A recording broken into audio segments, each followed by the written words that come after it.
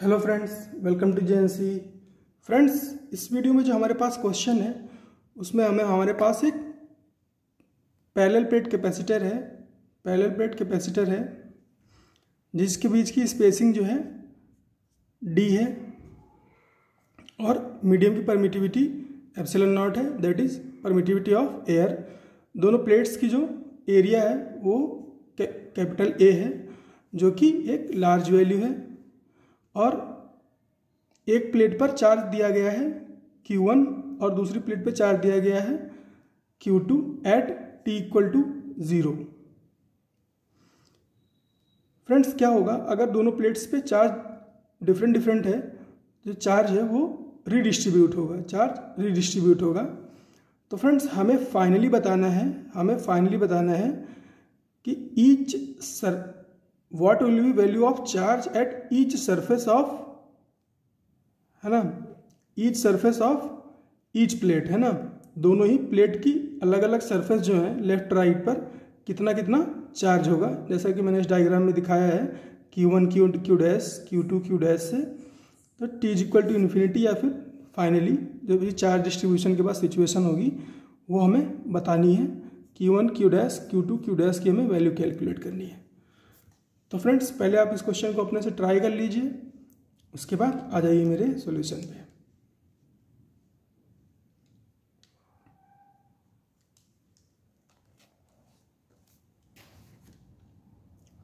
तो फ्रेंड्स, बात करें अगर इसके सॉल्यूशन की तो ऐसा मान लेते हैं, है ना, ऐसा मान लेते हैं कि फाइनली इसको प्लेट 1 बोले और इसको प्लेट 2 बोले। तो फाइनली प्लेट 1 के लेफ्ट सरफेस पे, है ना, राइट सरफेस पे जो चार्ज है वो स्मॉल q है और जो लेफ्ट सरफेस है उस पर चार्ज है Q1 माइनस Q। इसी तरह से जो प्लेट 2 है उसकी लेफ्ट सरफेस पे चार्ज है x और राइट सरफेस पे जो चार्ज है वो Q2 माइनस x, है ना, Q2 माइनस x।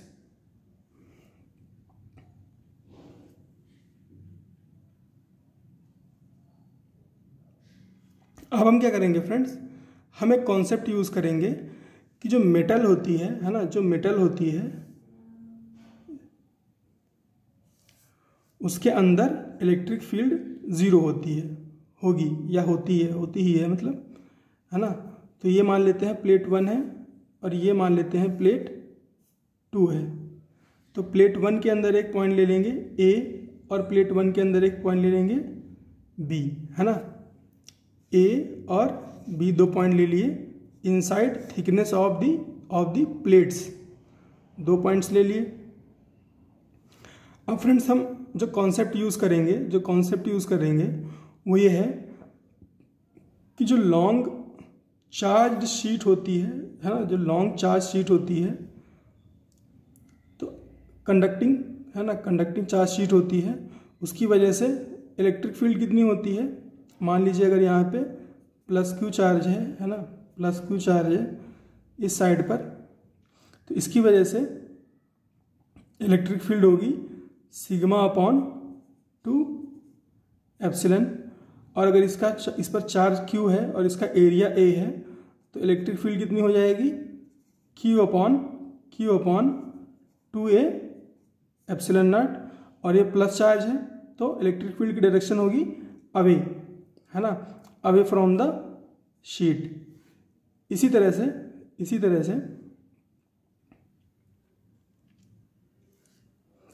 अगर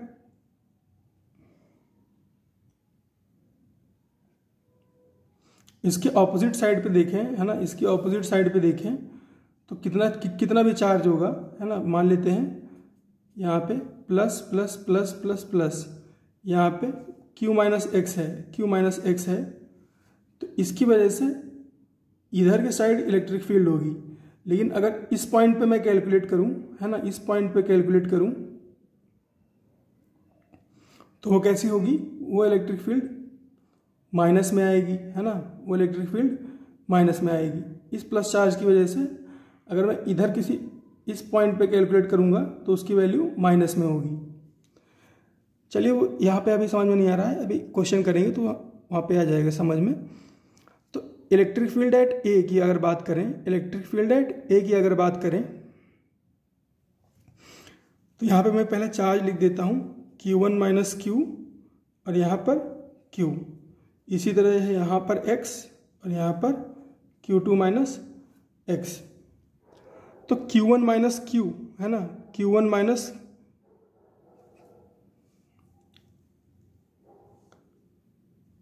Q की वजह से अगर बात करें है ना, तो इस पॉइंट पर कितनी इलेक्ट्रिक फील्ड होगी, Q upon 2 epsilon not a. तो Q कितना है, Q1 माइनस Q, तो Q1 minus Q upon 2 epsilon not a हो गया। माइनस Q किया, समझिए फ्रेंड्स यहाँ पे यही बताना था फ्रेंड्स। ये जो चार्ज है ना, ये प्लस है, ये प्लस है, तो इसकी जो डायरेक्शन है इस चार्ज की वजह से जो इलेक्ट्रिक फील्ड की डायरेक्शन होगी वो कैसी होगी, वो अवे फ्रॉम द शीट होगी। लेकिन क्योंकि ये पॉइंट कहाँ पर है, ये ऑपोजिट साइड पर है, तो इलेक्ट्रिक फील्ड की डायरेक्शन कैसी हो जाएगी, माइनस में ले लेंगे। इलेक्ट्रिक फील्ड की डायरेक्शन को कैसे ले लेंगे, माइनस में ले लेंगे। तो इसीलिए यहाँ पर माइनस साइन आ रहा है। तो Q की वजह से, इस चार्ज की वजह से इस पर इलेक्ट्रिक फील्ड कैसी होगी, माइनस में आएगी।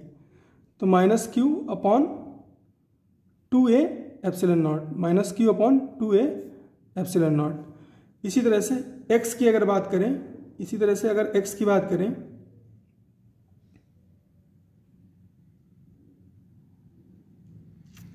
तो X की वजह से कैसी इलेक्ट्रिक फील्ड होगी,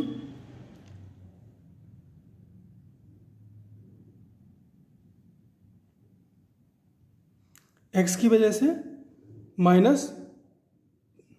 minus X upon 2a epsilon not, minus X upon 2a epsilon not. और इस Q2 माइनस X की वजह से कैसी हुई डायरेक्शन फ्रेंड्स,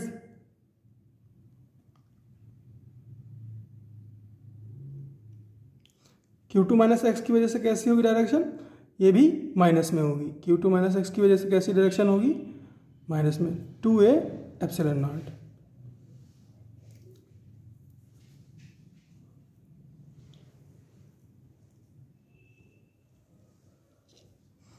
तो electric field inside conductor zero होगी, electric field inside conductor zero होगी। यहां से 1/2a एप्सिलॉन नॉट कॉमन है पूरे, है ना, पूरी इक्वेशन में, तो 1/2a एप्सिलॉन नॉट को कॉमन ले लिया। अब क्या बचा अपने पास, Q1 minus Q not minus Q minus X minus Q2 और माइनस प्लस X, ये बचा। अब यहाँ पर X से कैंसिल आउट हो गया और तो कुछ कैंसिल आउट नहीं हुआ, तो अपने पास बचा Q1 minus 2Q minus Q2 equal to 0। तो यहाँ से स्मॉल q की वैल्यू क्या आ गई, Q1 माइनस Q2 बाई 2। इसी तरह से B पॉइंट पे अगर कैलकुलेट करें, तो Q2 माइनस X की वजह से इलेक्ट्रिक फील्ड कैसी होगी,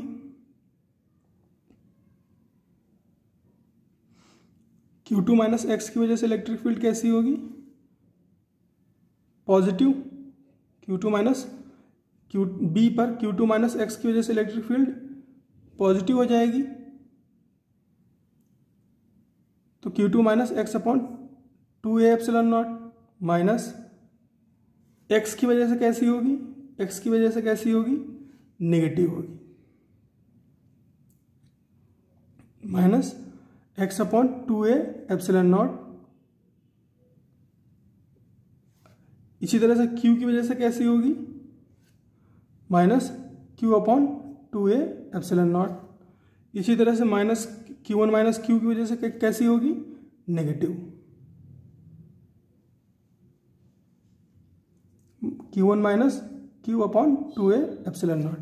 यहाँ पर भी 1/2a एप्सिलॉन नॉट कॉमन ले लो, 1/2 एप्सिलॉन नॉट कॉमन ले लिया। Q2 माइनस X और minus X, Q2 minus X और एक माइनस X और माइनस Q और माइनस ये माइनस Q1 और माइनस माइनस प्लस Q, क्या कैंसिल आउट हो रहा है यहाँ पे, Q और Q कैंसिल आउट हो गया। तो अपने पास बचा Q2 minus 2x minus Q1 equal to 0। तो x की वैल्यू क्या आ गई, Q2 minus Q1 divide by 2, Q2 minus Q1 divide by 2।